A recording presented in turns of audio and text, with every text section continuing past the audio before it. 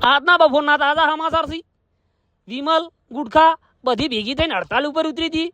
જુઓ તમે, બધી ભેગી થઈને દુકાનની બહાર નેહરી જઈ છે. જેમ કે અહીંયાના ભાવ વધી ગયા હતા તે ભેગી કરીને હડતાલ ઉપર ઉતરી છે અને સીધી જજ સાહેબના ઘેર પહોંચી. જુઓ તમે હડતાલ ઉપર કે અમારી માંગે પૂરી કરો. અને ઓય જજ સાહેબ પોતું કરતા હતા ઉભા ઉભા.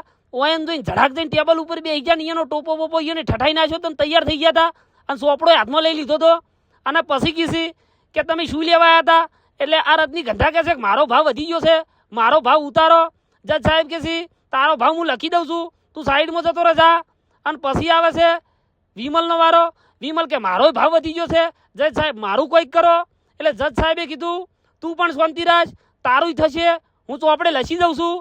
અને એમ કહીને વિમલે પણ જુઓ પ્રણામ કરીને બહાર નેહરે છે, જોઈ શકો છો મિત્રો તમે. અને એના પછી તાનસેનનો વારો આવે છે.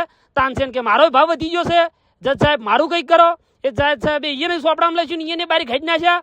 અને આ ચોકડી સૌથી ફેમસ હોય છે. આ ચોકડીના દહરના બાર થઈ ગયા છે. એટલે જજ સાહેબ કે તારો ભાવનું કશું નહીં થાય, તું બહાર નેહરી જાવ હોયથી ને ખમું નહીં આવે. અને છેલ્લે આવે છે સિગ્નેચરનો વારો. સિગ્નેચરના ભાવ તો એટલા થઈ ગયા હોય કોઈ ખાઈએ કેમ હોતું નહીં. જજ સાહેબ કે આ બધાનું કોઈ થાય એમ છે નહીં.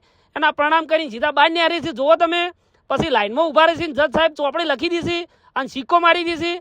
આ બધી ભેગી થઈને જજ સાહેબને પજે લાગી છે. જજ સાહેબ પાટું મારીને બહાર કાઢે છે કે તમારું કોઈ થશે નહીં. બહુ દાદાગીરી થી તમારા ઉપર બેન કરી નાખવામાં આવશે, તમને બંધ કરી નાખવામાં આવશે. અને આવા નવા સમાચાર જોવા માટે અમારી ઇન્સ્ટાગ્રામ ચેનલને ફોલો કરવાનું ભૂલશો નહીં. જય માતાજી મિત્રો.